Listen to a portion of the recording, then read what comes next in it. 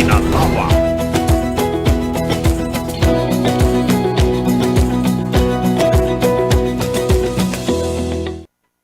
Mas pinalakas. RPN sa iba't ibang mga lalawigan. DZRL Bataan, DZTG Tuguegarao, DZBS Baguio, DZKI Iriga, DYKB Bacolod, DYKC Cebu, DXKS Surigao, DXKD Dipolo, DXKO Cagayan de Oro, DXKT Davao, DXKP Pagadian, DXXX Zamboanga, DXDX General Santos, DWIZ 882 Manila at RPN Provincial Stations.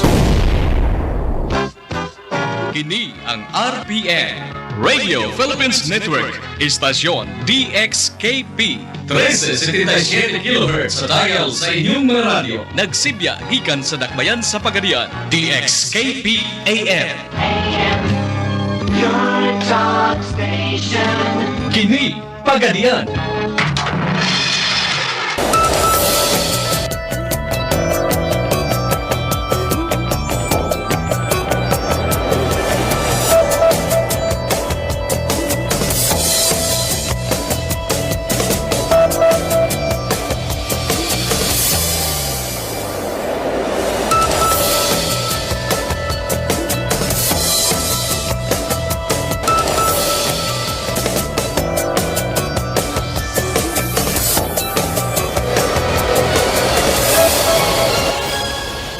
Welcome back to Newsnight. As officials hope to immunize more Filipinos against the new Omicron subvariant, the Health Department approves a second booster for senior citizens and health workers.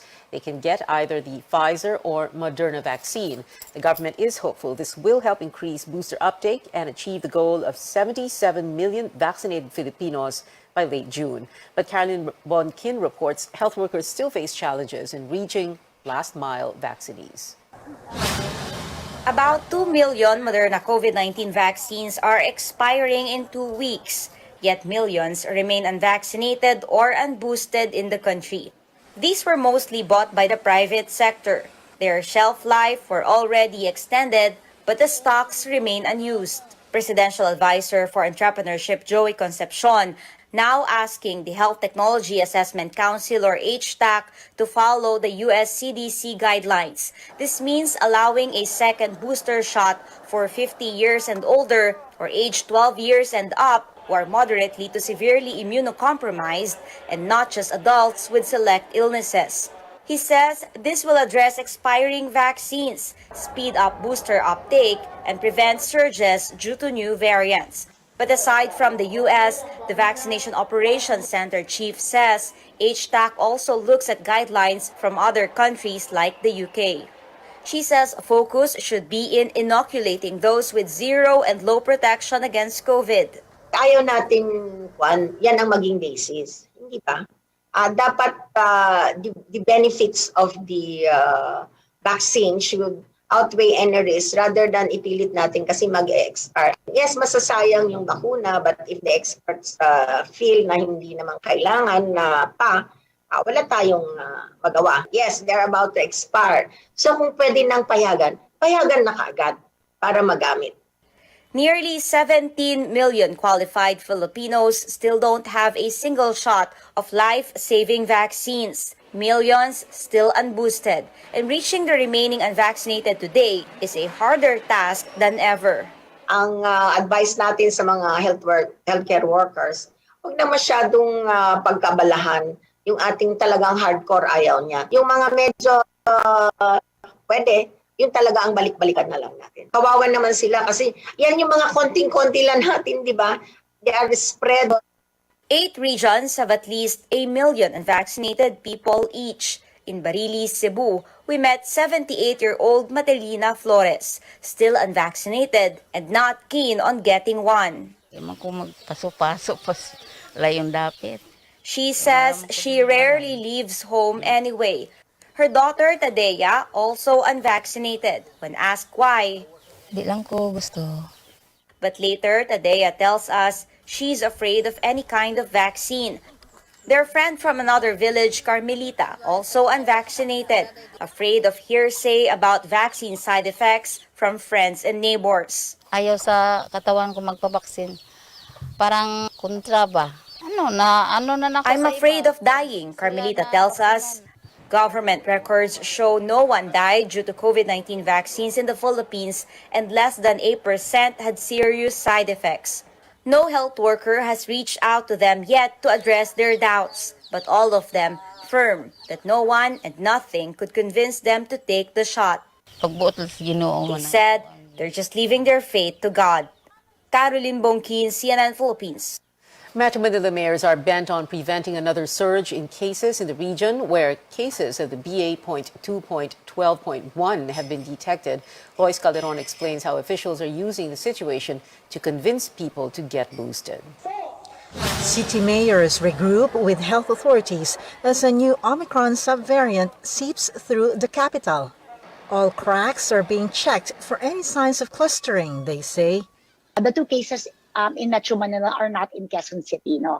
But of course, this does not discount the possibility of local transmission. So our surveillance team are very much prepared. We have 5 active cases and none of them are of this subvariant. We will just continue to ensure that our people are vaccinated. Cities have been fortifying their wall of immunity against COVID-19 mutations. So mayors move to convince their constituents, especially those qualified, to get vaccinated with booster shots for a second time. In Quezon City, over 835,000 people have been inoculated with first booster out of the target 1.2 million. Based on their guidelines, the second booster will now be made available to everyone, I think 18 and above. In San Juan, Mayor Francis Zamora says up to 80% received their first booster shot. I also would like everyone to get their booster shots. How city officials chart their battle plan against this subvariant jibe with what health experts advise, especially as immunity from the primary vaccine could wane.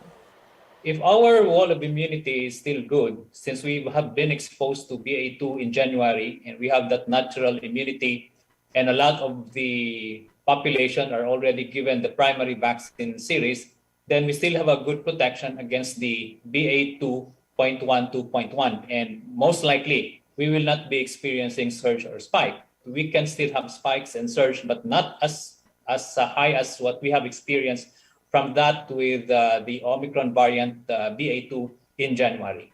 If you got already the infection, then after around 90 to 6 months, 90 days to 6 months, then probably your immunity has gone down. So you need to have booster already.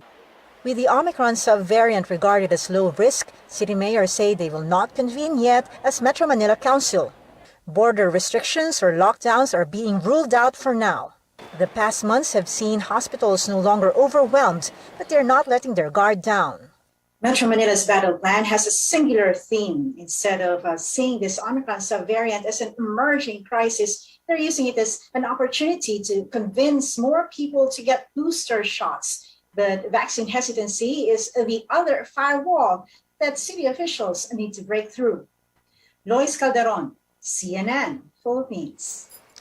In the United States, the Food and Drug Administration has authorized a Pfizer booster shot for children 5 to 11 years old. The third shot may be given at least 5 months after the 2 primary doses.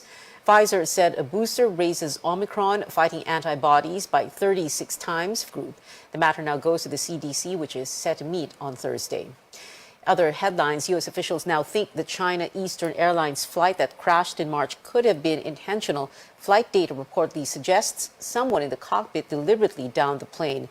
The Boeing 737-800 was flying from Kunming to Guangzhou when it crashed, killing all 132 passengers and crew on board. Investigators have not found any mechanical or technical problems with the aircraft. Finland and Sweden, which have been neutral for decades, have officially applied to join NATO. NATO Secretary General Jens Stoltenberg says they will work through any issues with member countries regarding the application. Turkey has said it was against Finland and Sweden's NATO membership. A new report by the World Health Organization and UNICEF shows almost 1 billion persons with disabilities and senior citizens are denied access to assistive technology that would make their lives easier. Chrissy Di Matula goes deeper into those figures. Deishra Quazon is visually impaired. Her disability, however, is not a hindrance to using a cell phone. She can easily compose a message and hold conversations. Yan, meron na po siya tinatawag na talkback doon sa may accessibility settings ng inyong mga cellphone. Kaya, yun. So, kami na mga blind po ay magsi-cellphone din na parang yung mga sighted lang. Minsan nga po may mga sighted na i-insultoin ka. Kala nila hindi nakakapag-type. Through the phone features, she has joined a group of voice talents. Sa aming mga visually impaired or totally blind, normal po ang ma-discriminate na parang, ganda ka na lang. Deishra had to stop school for lack of funds. She's supposed to be a college freshman this year.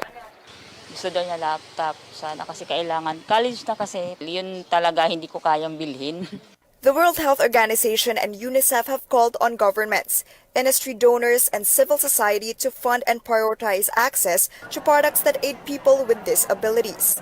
A new report published by the two United Nations agencies states that more than 2.5 billion people are in need of so-called assistive products, such as wheelchairs, hearing aids, or apps that support communication and cognition. In the Philippines, the National Council on Disability Affairs, or NCDA, admits that extending assistance for persons with disability is a work in progress. NCDA Executive Director Emerito Rojas says the agency is coordinating with the private sector and local governments to help in the assistance program for PWDs. The government provided to those deserving or indigent recipients. Hindi po yan libre sa lahat. We have other partner providers that provide that if the government cannot provide it for free. The WHO and UNICEF say nearly 1 billion PWDs, particularly in low and middle-income countries, have no access to these products. For Deishra, her family hopes that visually impaired people would have the same opportunities as the rest with proper access to assistive products. Chrissy Di Matula, CNN Philippines. In other news, broadcaster and former special envoy to China, Mon Tulfo, is arrested for cyber libel. Tulfo is now under the custody of the Special Mayor's Reaction Team at the Manila City Hall after his arrest this morning. The Manila Regional Trial Court Branch 24 issued the warrant. Former Justice Secretary Vitaliano Aguirre confirmed to CNN Philippines he was the complainant in the case. Aguirre previously filed numerous libel and cyber libel charges against Tulfo regarding supposedly malicious newspaper columns. Mon Tulfo is the brother of Senator-elect Raffy Tulfo. Lots of action when we come back. Team Philippines bags its first gold medal in yet another sport in this year's Southeast Asian Games. And a win for UAAP fans with a cheer dance competition finally happening this weekend. We'll tell you where to buy tickets after the break.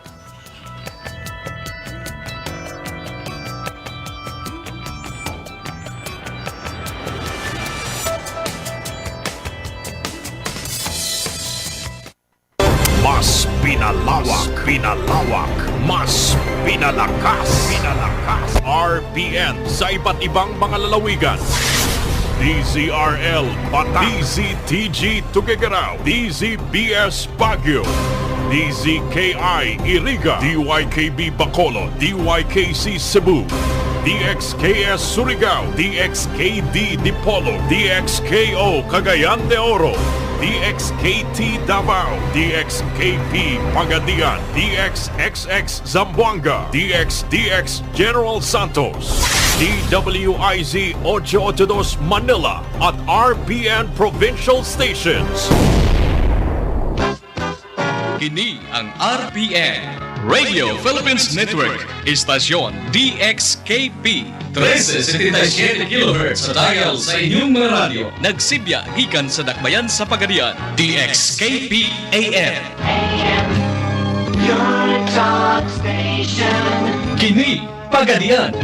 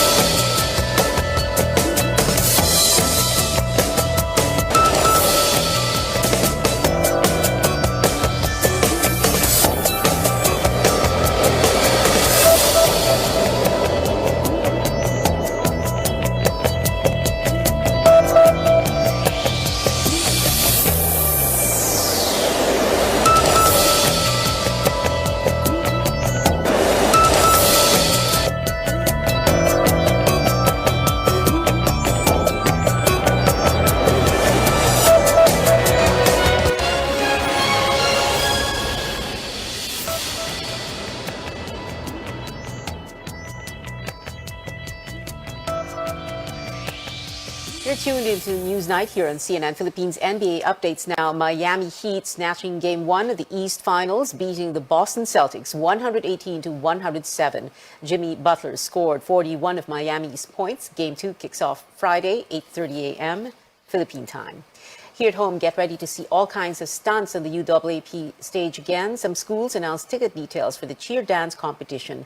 The event is set for Sunday at the Mall of Asia Arena. Adamson University and FEU Athletics posted that they will begin ticket sales tomorrow, while the UP Alumni Group said selling opened at the school this morning. Now on to other SEA Games events. Team Philippines hauls in medals in billiards today. Johan Chua earns the country's second gold in the sport, winning the men's 9-ball pool singles. Carlo Biado clinches the silver medal after losing to Chua. And in men's one-cushion carom singles, Francisco de la Cruz and Efren Batarrias take a bronze each. Plus, the national team also claims its first medal in archery. The trio of Pia and Monica Bidaure and Phoebe Amistoso struck gold in women's team recurve. Pinoy fencers complete their SEA Games run with the men's foil and women's saber teams getting bronze today. The Philippines now has 1 gold, 3 silver, and 4 bronze medals in fencing. In basketball, Gilas Pilipinas crushes Singapore for its third straight win, final score 88-37. The country remains steady at third in rankings next to host Vietnam and Thailand. The Philippines medal tally is at 133, and 36 of those medals are gold. And that is it for now. Join me again on News.ph at 7 p.m. I'm Pia Ontiveros for Newsnight, where we go above and beyond the headlines.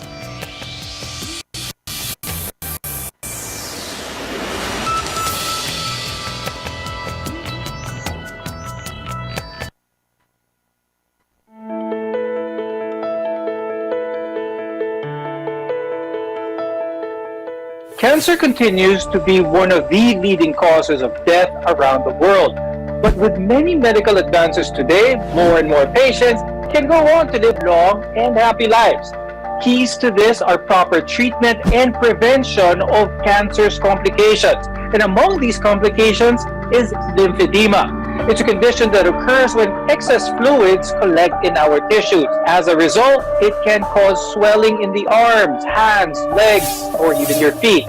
On the program today, we'll talk more about the symptoms of lymphedema, its triggers, and how to keep it under control.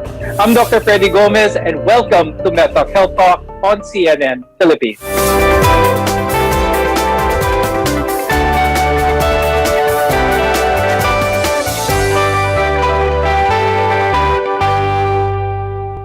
If your neck, arms, or legs are swollen and in pain, you might have lymphedema. Our guests are here today to tell us more about this condition and tell us how we can best manage it. With us is Dr. Ramayana Diaz Garcia, who's an adult cardiologist and vascular specialist from St. Luke's Medical Center in Quezon City, as well as Global City. Also with us is Mr. Jason Francis Rojas, who's a lymphatic specialist at VRP Medical Center and St. Luke's Medical Center, Global City. Doc Maya, I'll start the discussion with you. For our viewers to better understand lymphedema, let's first give a brief background. What is the lymphatic system? The lymphatic system is actually part of our vasculature, though it's actually considered as the forgotten child of the vasculature family. We know arteries that carry blood from the heart to the rest of the body, and the veins that carry the blood back to the heart. Now, the lymphatic system is composed of multiple vessels that also has fluid inside that performs 3 major functions. It works as drainage of excess fluid from the tissues. It absorbs fat and fat-soluble vitamins from the digestive system, and even acts as a defense mechanism through the lymph nodes and its organs to fight off bacteria, certain microorganisms, and certain diseases as well. Now, Jason, what happens when our lymphatic system is damaged, either for one reason or another? We will be discussing one of the more common reasons later on. But what happens, Jason, kapag na-damage ang lymphatic system ng isang tao? Right. So with chronic damage to the lymphatic system, you expect that the lymph or the fluid within the system cannot actually flow as well as in the normal system. And an immediate and often very debilitating concern that may happen is what we call lymphedema. This is where the limb swells, and it's not just found in the limb. No, you can also have lymphedema or swelling in the chest, in the face, and in the genital area. Pag-usapan naman natin ang mga reasons or one of the more common reasons why someone might have lymphedema. Dr. Maya, let's talk about that, yung mga common reasons for this. Any conditions that may impair the function of the lymphatic system will cause lymphedema. So we have certain infections, parasitic infections, such as that of filariasis, or what we commonly know as the infantiasis. We also have certain history of thrombosis, venous thrombosis, that can also lead to impairment of the lymphatic system. And of course, certain conditions, particularly cancer treatment, that also affects the lymphatic nodes, that impairs the function of the lymphatics, leading to lymphedema. Now, let's talk about the reason why someone may have lymphedema due to cancer. Dr. Maya, what types of cancers are usually seen with this complication of lymphedema? So lymphedema would usually present later on the course of the treatment of the patients. Most cancer patients will be undergoing certain therapies and certain treatment. Because some malignant cells can invade the lymphatic nodes, the treatment would sometimes involve removal of certain of the lymph nodes, and even the radiation therapy or brachytherapy can destroy these lymphatic nodes, leading to impairment of the lymphatic system, leading to lymphedema. Now, Jason, ano yung main symptoms nito? Bigla-biglaan bang magkakaroon ng swelling for someone who's had cancer treatment for this? You know, that's the interesting about lymphedema. There is no a specific onset, for example. Just to give you an idea, I've had some cases of lymphedema coming to my clinic 2 weeks after surgery. I've also had cases where the patient had breast cancer surgery 10 or even 15 years ago. So there's really no specific date of onset. But one thing we did notice is that the closer it is to surgery, actually within 2 years from surgery, then your risk is about 56%, especially if it's axillary dissection. And then as you go further away from surgery, then your risk does drop naman. Jason, are there any things that people can do post-surgery that can sort of help prevent this lymphedema? Yes, absolutely. Lymphedema, especially if you search this online, if you see the pictures, it can be very scary, very traumatizing to see these pictures. But I'd like to emphasize that lymphedema is a preventable disease. So immediately after surgery, and this is also what your surgeon recommends, you have to move your arm, especially if it's a breast cancer surgery. Exercise after surgery, of course, within the guidelines provided by the surgeon, is very important in preventing the occurrence of lymphedema. Another thing that we'd like to focus on is your weight. So we'd really like to get you within the normal BMI or normal weight range appropriate for your height. One thing that recent studies are pointing to is that obesity or higher weight gain can actually predispose you to having lymphedema. Now, according to the CDC, lymphedema can be caused by cancer or by cancer treatment. Here in the Philippines, breast cancer patients in particular are most at risk of developing the condition. More on this when we return. We're your partner in healthcare. You're watching MedTalk Health Talk.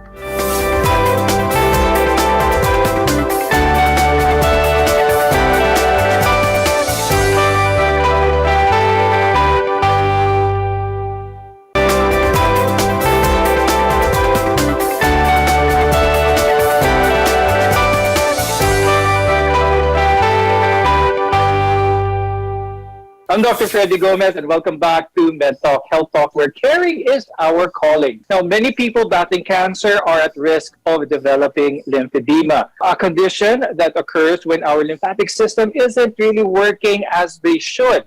Doc Maya, continuing with our discussion, could you tell us how cancer leads to lymphedema? When we have cancer, this usually involves, especially that of the malignant type, the malignant cells can go beyond the area of involvement. And these malignant cells can travel and invade the lymphatic nodes. And because of that, this would lead to obstruction of the lymphatic nodes and eventually leading to lymphedema. So just a reminder to our viewers, you must continue with the treatment for any cancer that you have despite the risk of having lymphedema. Now, the purpose of this episode is to show that there is options if ever that lymphedema may occur, which is why I'd like to ask Jason, when it comes to lymphedema, is there certain stages of this, mild, moderate, severe? And is therapy or treatment applicable to all stages? Absolutely. Lymphedema has certain stages, and we always use the ISL, or the International Society of Lymphology staging guide. So for ISL, it actually runs from stage 0 all the way up to stage 3. Stage 0 lymphedema, this is what we call also subclinical lymphedema, or lymphedema is present but there's no apparent swelling. What some patients feel are actually the symptoms. So for example, you have in breast cancer patients, you have heaviness of the arm, you have some discomfort of the arm, you also have a feeling of tightness around the arm. Stage 1 lymphedema, on the other hand, has some mild swelling. No? Nagsisimula ng lumaki yung arm or yung leg. Stage 2 lymphedema can progress from stage 0 and stage 1 if there is no treatment involved. And then this brings us to the pinakagrabe na stage, no, which is stage 3 lymphedema. So this is what you usually find in the pictures when you search online.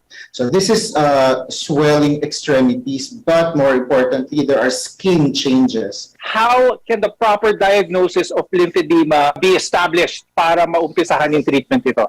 Even among physicians, now, the awareness of lymphedema is still not that widespread, especially here in our country. That's why we are increasing, we are trying, together with Sir Jason, we are really promoting increased awareness of lymphedema.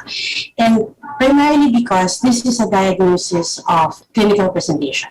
Through clinical investigation, by history and physical examination, we can determine if the patient has lymphedema based on their history and their conditions. But we do use certain diagnostic tools to also confirm if there is indeed obstruction in the lymphatic system. So we have the lymph scintigraphy, which is nuclear medicine diagnostic test that gives pictures of the lymphatic system, and we can actually see if there is an obstruction. The ultrasound of the extremities also helps us see if there is significant edema, if there are also other conditions such as thrombosis or blood clots within the veins. And then aside from that, we have the MRI lymph scintigraphy as well, which utilizes the MRI in providing us a picture as well of the lymphatic system. And together with that, we can also identify if there are certain malignant cells that are actually obstructing certain areas of the lymphatic system. So now that we've established the correct and proper diagnosis for lymphedema, Jason, let's talk about yung actual therapy for lymphedema. The treatment is called complete decongestive therapy. We use a combination of physical modalities, for example, specific exercises. We use compression therapy in the form of either a bandage or a stocking. And also, most importantly, is we do manual lymphatic drainage, which is a series of skin stretches that actually resemble massage. So it's very, very relaxing for the patient. But at the same time, this relaxing technique will also give you very, very good clinical outcomes. You will really see very good decrease in your size of the arm or leg, and also reduction in your symptoms. But maybe a lot of people who are watching this who do have lymphedema might be asking, may ibabalik pa ba yung same symmetry? Will I have the same size of my arm, same size of my leg before I had lymphedema? It's quite difficult for us to get exactly the same measurements that you had, or comparing at least to your normal arm. It's difficult to make it exactly the same. But one thing that's guaranteed is that there will be a very visible reduction in the size of your arm.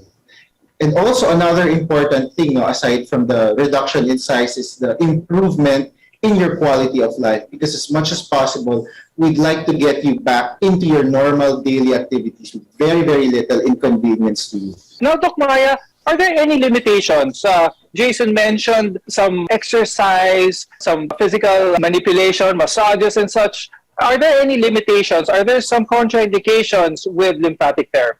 That's why before we start having the decongestive therapy, it's important that the patient will be cleared by a vascular specialist in order to make sure that there are no other conditions that might become a problem during the therapy. Primarily the presence of blood clots in the venous system as well. And of course, we also need to look at the patient's heart and make sure that there are no other conditions that may impair their ability to undergo the therapy. Patients who might have symptoms of heart failure may not be able to tolerate the therapy because of the excess fluid that might compromise the function of the heart. So these conditions should be cleared by their doctors first before undergoing the therapy. Seeking early diagnosis and getting that treatment is key in having successful treatment. When we return, we'll talk about life after lymphedema. Your health is our mission here on Medtalk Health Talk. We'll be right back.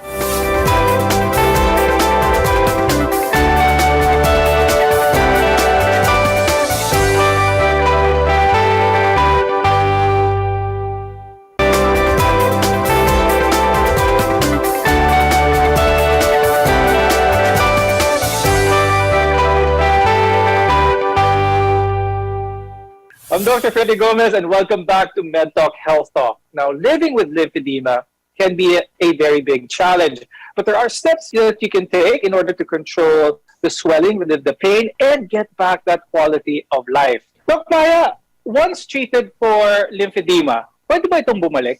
Yes. We don't actually say that a person with lymphedema will be totally healed. So this is a chronic condition that you may have a certain course of therapy, but that will still be continued with a good lifestyle, proper way of doing your daily activities. And you still have to go back to your therapist regularly to have this, to at least make sure that the lymphatic flow is already still maintained. Now, Jason, for those who are interested in having their lymphedema treated and they do undergo the therapy and see very good results, significant results, how do they maintain it to have less chance of it recurring? Is there a change of diet, change of lifestyle? What should they do? For lymphedema, the patient has to do the exercises regularly, and also they have to be maintained on very good compression garments, so stockings in this case.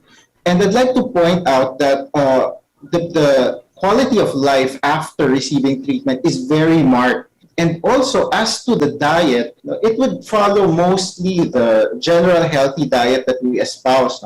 One thing that we should reduce is the intake of salt, definitely, because that will help puff up the extremities again. Now, Doc Maya, for those who are interested, do you have any tips on how they can get in contact with maybe groups? Are there any support groups for those with lymphedema or for added awareness regarding lymphedema?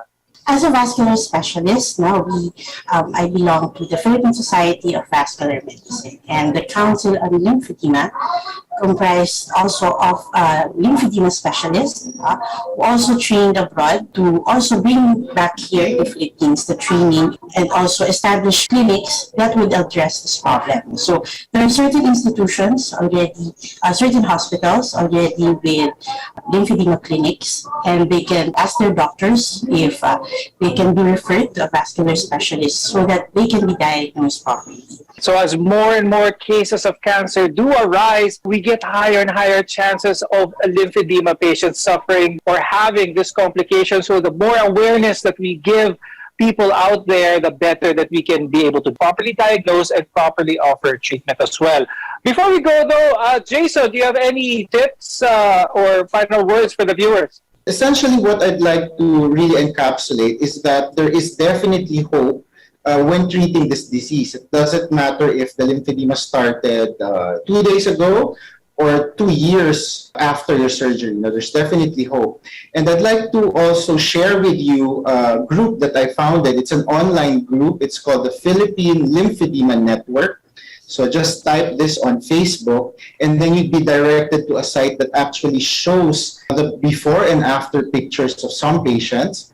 And also it provides you a venue where you can interact with a lymphedema specialist. And also it will provide a venue where it can direct you to a qualified lymphedema practitioner that's closest to your area. And with that, I'd like to thank cardiologist and vascular specialist Dr. Ramayana Diaz Garcia and certified lymphatic therapist Jason Francis Rojas for being with us today, sharing this very important awareness for our viewers. We appreciate your time and your insights very much. I'm Dr. Freddy Gomez, and we'll see you again next time here on MedTalk Health Talk.